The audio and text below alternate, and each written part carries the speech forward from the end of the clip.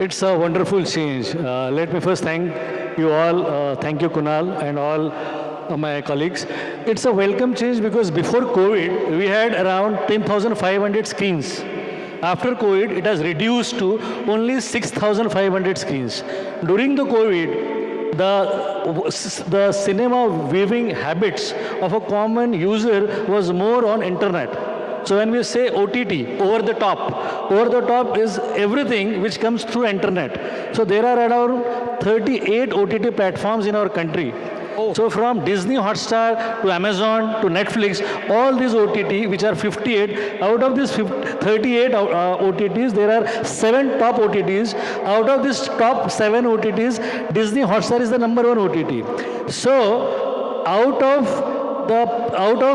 the excitement which we used to have for cinema, it has shifted to OTT because the cinema screen has become less and the content which is more content driven or the narrative driven, it has gone to OTT. So for bigger cinema or the bigger screens, we opt for larger than life experience, and for the smaller screen, we go for OTT, which is a content driven.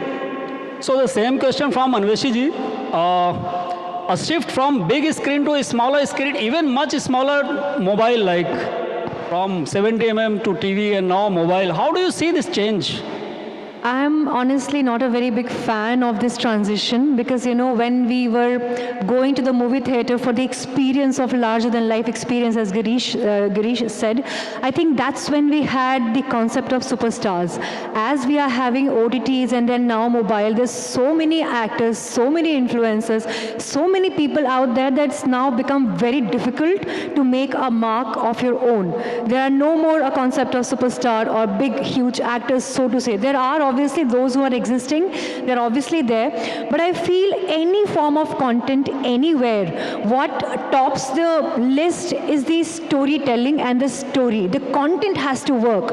I think it is the best combination if we have a very strong, powerful story to tell with great visuals combined with great VFX, larger than life showcasing of films, which itself become a motive to go to theaters. And I think if you ask me the ideal case scenario, the ideal world for me is that yes, a lot of actors should get a lot of opportunities to be showcasing their talents on mobile phone and OTT, but the value that theatrical release holds should remain intact.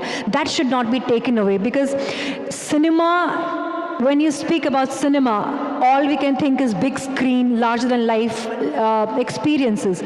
So yes, you do have big televisions at home and you do have excitement for series to release on a certain date, but I think nothing can beat the excitement to watch superstar Shah Rukh Khan on a larger screen in theaters.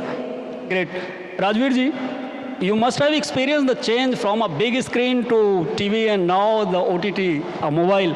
What do you say about this change? Is it positive or what do you consider this? See, personally for me, I would welcome this change. I differ from her. It's my time. मुझे 3 घंटे नहीं है मेरे पास. I can't go to a cinema, even if it's Shah Rukh Khan. But if I see OTT, I really know there are some genuinely good actors who've taken over the OTT. If you talk about Jennifer Wingate, KK Menon, I mean, the kind of stardom which we have on OTT is talent. It's pure talent. If you talk about that 3 hours, it is entertainment versus talent. This is what I would feel.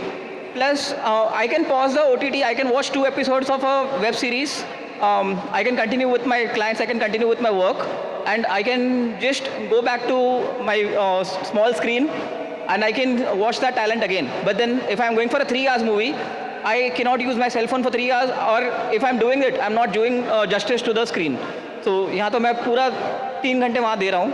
So I feel this is a welcome thing. Like, it's just asking what is the difference between a content creator and influencer. Influencer is someone who actually influence, someone like a Kamya Jani or a Kamal Lovely Chawla. point said, yeah. Also, sorry to intervene, we quickly have